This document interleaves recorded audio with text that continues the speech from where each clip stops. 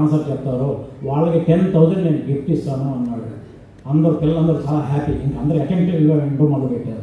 ఇవాళ question note చేసుకోండి. మీరు ఎక్కడికైనా పెద్దవాళ్ళని అడగండి, ఫ్రెండ్స్ని అడగండి, యూట్యూబ్లో చూడండి, గూగుల్లోకి వెళ్ళండి, ఏమైనా చేయండి, రేపు పొద్దునకి మీరు నాకు ఆన్సర్ చెప్పాలి. ఫస్ట్ క్వశ్చన్ ఏంటంటే అని చెప్పాడు, బంగాళాఖాతంలో ఎన్ని బకెట్లు నీళ్ళు ఉన్నాయి అని చెప్పాడు. పిల్లలందరూ వెళ్ళారు, జుట్టు పీక్కున్నారు, ఏమవ్వాలి. నెక్స్ట్ డే వచ్చాక ఎవరైనా ఆసక్తి జరిగింది స్టేషన్ నుంచి.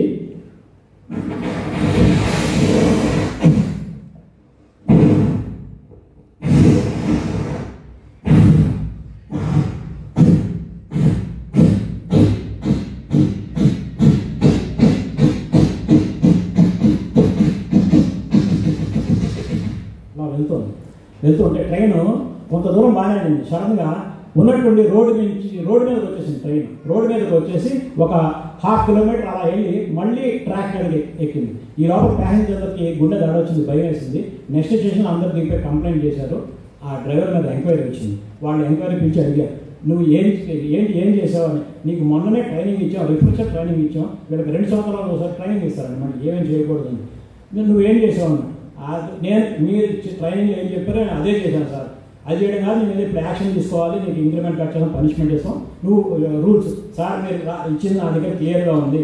మొట్టమొదటి నేను చెప్పినానండి, నేను ట్రైన్ వెళ్తుంటే ఒకడు సూసైడ్ చేసుకోవడానికి పట్టాల మీద పడుతున్నాడు అంటే మీ ట్రైనింగ్ ఏం చెప్పారు మీరు, సూసైడ్ ఎవరన్నా ఉంటే ఎట్టి పరిస్థితుల్లో ట్రైన్ ఆపద్దు అన్నాడు. నేను ఆపలే కదా.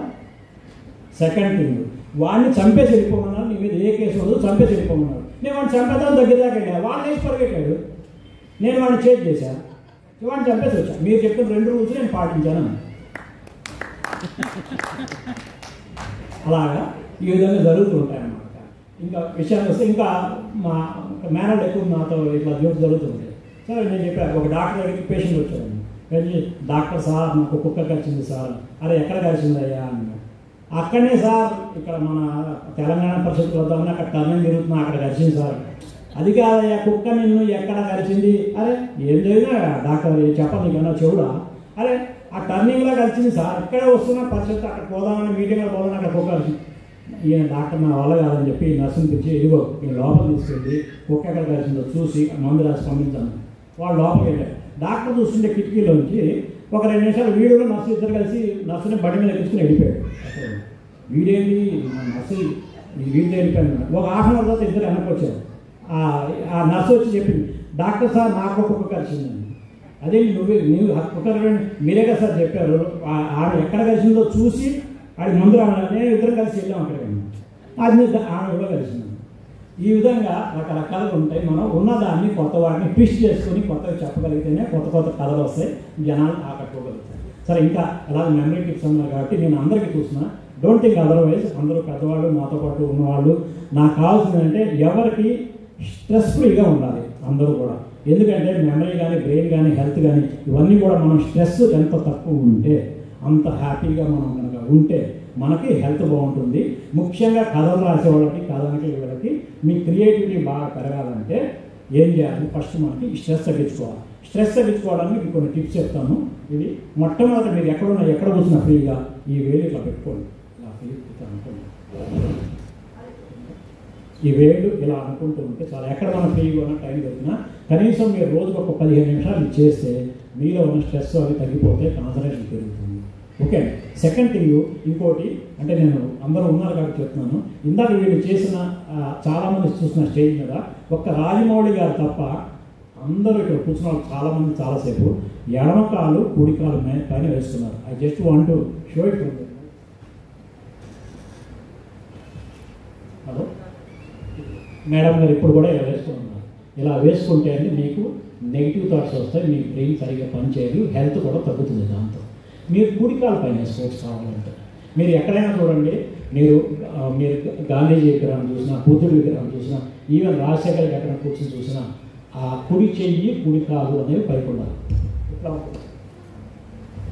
మహావీరుడిది చూడండి, మీరు వీళ్ళందరూ యోగా చేసే వాళ్ళందరూ ఇట్లా పెట్టుకుంటారు. దీనివల్ల ఏమవుతుందంటే ఫస్ట్ మీకు మానసికంగా ప్రశాంతంగా ఉంటారు, హెల్త్ బాగుంటుంది.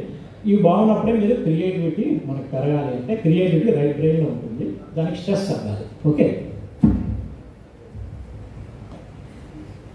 సో దయచేసి మీరు ఎంత పాటిస్తే అది. ఇంకొకటి మనకి ఎప్పుడు ఏవో వరీస్ ఉంటాయి, కథ రాయాలనుకుంటాం. నాకు కూడా చాలా థాట్స్ సాధారణంగా రావాలి. నాకు కూడా ఏంటంటే లాస్ట్ 2-3 రోజులు వస్తాయి థాట్స్. నెల రోజులు టైం ఉంటుంది, చూస్తాము, ఆలోచిస్తాం ఏం రాయాలి 3 రోజులు 4 రోజుల ముందు సడన్గా క్లిక్ అవుతుంది. అది ఎందుకు జరుగుతుందంటే అప్పటిదాకా ఉన్న రకరకాల టెన్షన్స్ వల్ల మనం రాయలేకపోతాం. అంటే ఒక థీమ్ కరెక్ట్గా ఆ ఫ్లో రాదు. ఆ ఫ్లో అనేది వస్తుంది కానీ కరెక్ట్ టైంకి అయితే పర్ఫెక్ట్గా అన్ని చేయగలుగుతాం. అది దానికి ఏం చేయాలంటే ఎప్పుడైనా కూడా ఇంకొకటి, మీకు స్ట్రెస్ ఎక్కువ ఉన్నా, ఏదైనా ప్రాబ్లం ఉన్నా, మీరు కుర్చీలో కూర్చున్నప్పుడు కూడా తలకాయని మీరు ఏదైనా ప్రాబ్లం గురించి ఆలోచించినప్పుడు 45 degrees పైకి ఇట్లా పెట్టండి.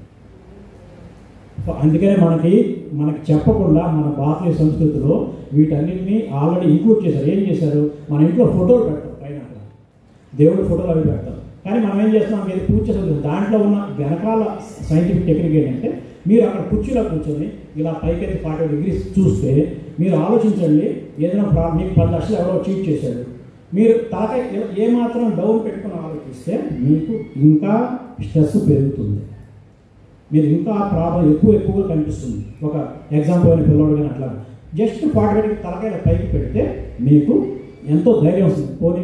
పోయినాయి కదా, సరే మళ్ళీ సంపాదిద్దాం, దీంట్లో మనం ఎంత తీసుకురావచ్చు, మన పోలీస్ కంప్లైంట్స్ కొంత వెనక్కి వస్తుందా, మీరు థాట్స్ అన్నీ ఆటోమేటిక్గా వస్తాయి. మీరు ఒక ధైర్యం వస్తుంది.